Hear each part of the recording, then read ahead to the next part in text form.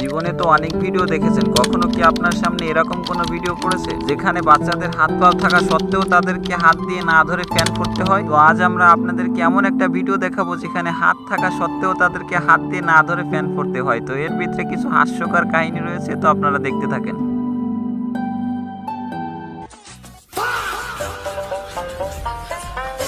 তো এটা সাধারণত একটা খেলার প্রতিযোগিতার ভিডিও, কিন্তু এরকম খেলা কি আমাদের পৃথিবীতে আদেও আছে? আমার তো বিশ্বাস হচ্ছে না।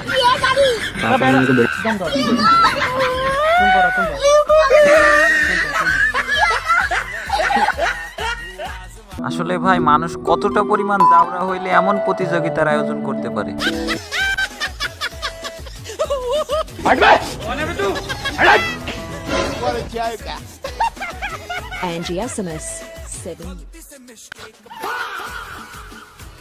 ভাবা যায় একদল মাঠে পিছন ঘষাঘষি করতেছে আর এরা এখানে বসে ডিজে গান শুনতেছে।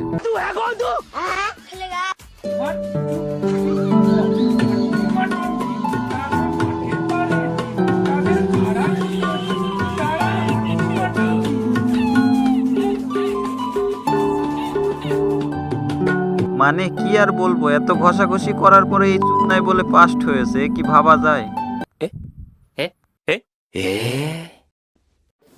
মানে কি বলবো, যাই হোক। মানে এই ভাই গেছে সেলুনে শেভ করার জন্য, কিন্তু গাড়িতে দড়ি বেঁধে রাখছে কেন?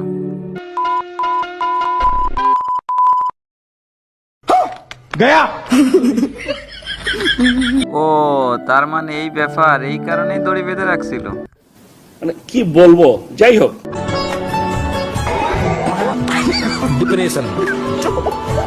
আচ্ছা, আপনারা কিছু দেখেন নাই মনে হয়, দাঁড়ান আবার দেখাচ্ছি।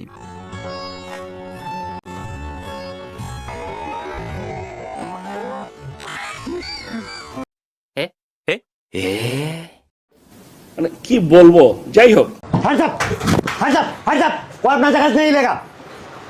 মানে আমাদের মতো ইয়াং জেনারেশনের চোরদের বর্তমানে যে অবস্থা।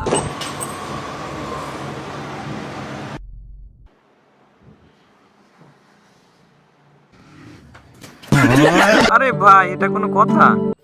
মানে কি বলবো, যাই হোক। ले भाई ले ले ले मैगी बन गई लो अपनी अपनी मैगी ले लो। মানে এরকম কয়েকটা বন্ধু থাকলে আপনার আর আলাদা করে গোয়া মারার জন্য লোক লাগবে না।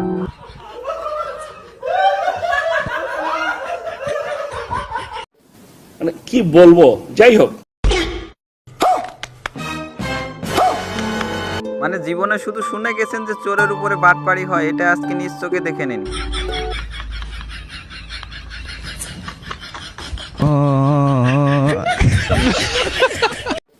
মানে কি বলবো, যাই হোক।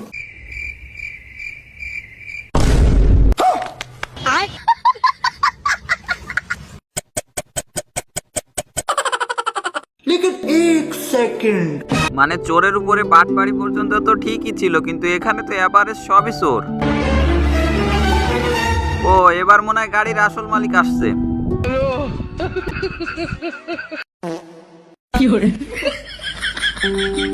হ্যাঁ, মানে এটা কোনো কথা ভাই?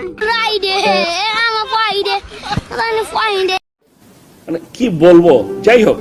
তো এটা হচ্ছে একটা ক্লাসরুম, তো একটাকে ওই জায়গায় হাত উঁচু করে দাঁড়ায় রাখছে, আরেকটার বইয়ের ব্যাগ মাত্র বাইরে মারলো।